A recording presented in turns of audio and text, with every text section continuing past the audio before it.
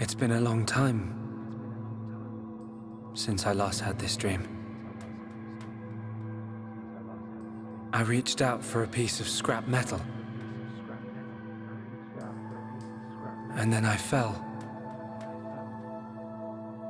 into the ground.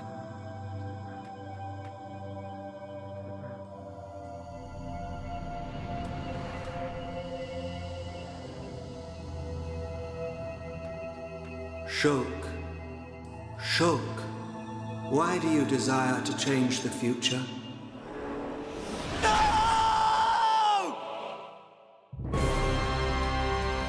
Xenoblade Chronicles is one of those games that is hard to recommend. Don't get me wrong, I do recommend it, but the game has so much going on while not forcing a good portion of its content on the player that it's hard to tap into every aspect of Xenoblade Chronicles in a way that doesn't overwhelm someone unfamiliar to the genre.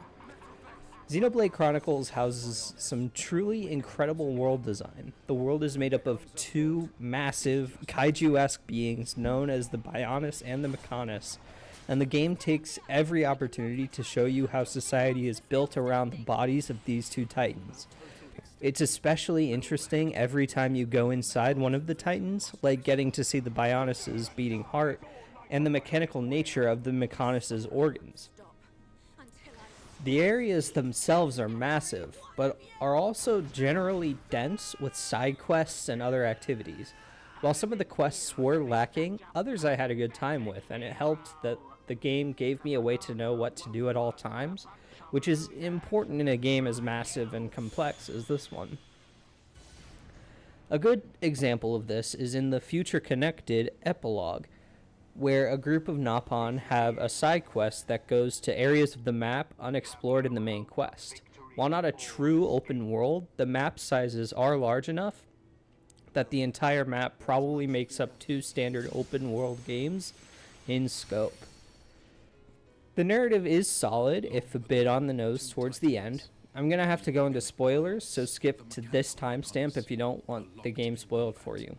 I would say that the first 7/8 of the game are extremely pointed, with an excellent portrayal of perspective and how it shapes our perception of the world around us.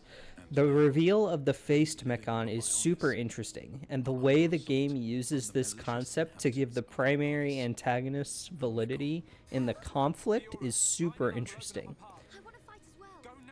The conflict with the Mechons as something more akin to a force of nature than a living society is flipped on its head, and Shulk comes to terms with his own desires for revenge against the Mechon and reaches out to the one person he should hate the most in the most genuinely amazing moment in the game.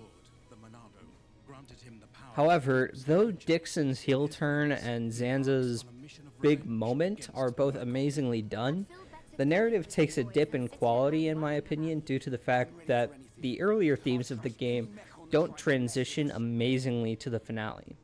While all of the facts of the world are super interesting, and most of them get revealed during this portion of the game, the themes of Xenoblade end up feeling a little uncomplicated at the end. While I didn't dislike this portion of the game as it had some genuinely amazing moments, and it still made for an incredible finale, it did feel like the themes that made the game so strong were undercut by its own message at the end. The combat in this game is interesting, but as I played on easy just so I could get the narrative, I feel as though I can't speak on it too much. It's certainly fun and there's a lot of depth, but I felt as though if I wanted to play Xenoblade combat, I would simply return to 3 rather than going in depth on 1. However, if you find yourself really enjoying Xenoblade's combat, it's full of options and even an expert mode where you can experiment to your heart's content. The game doesn't punish losing battles super heavily either, meaning experimentation is rewarded in most instances. The soundtrack is spectacular, but somehow I doubt I need to tell you that. The amount of legendary tracks in Xenoblade is astounding, and a true credit to the sound team over at Monolith. Without Xenoblade's iconic soundtrack, a lot of its identity would be lost, and I'd be willing to bet a lot of the cutscenes would fall flat without such meaningful tracks playing in the background. You Will Know Our Names, in my view, is part of why the franchise has grown as much as it has in the first place. I certainly wouldn't have thought much of Shulk when he first appeared in Smash 4 without Xenoblade's soundtrack to bolster his introduction. Future Connected, the extra side story that was included in the Definitive Edition, was an interesting thing to add to the game. It felt as though it didn't explore a lot of the major questions that were raised at the end of the base game, and instead chose to focus on a more traditional epilogue. The party is much more focused and falls into more traditional roles. There's only one area, but it's much larger than any single area in the base game. Add to that the changes to a few core mechanics. You have a recipe for a time that was worth it for more story content, but it lacked the same punch the base game had, especially since the primary conflict doesn't feel super connected to the subplots. Final Fantasy has its competitors, but most of them don't have much in the way of global appeal. Tales of is fairly content with the size of its global base. Trails is about the 10th of the size of Final Fantasy in production value. Persona and Shin Megami Tensei are so different that it's hard to compare them, and the list goes on and on and on. Xenoblade is the only franchise that seems poised to stand next to Final Fantasy as one of the top in the genre, and 1 is a big part of that. It's no accident that the creator of the franchise originally started at Square and created Monolith as a way to continue his vision. Xenoblade 2, which I haven't played yet, launched the franchise into the stratosphere in terms of popularity, especially for a niche JRPG.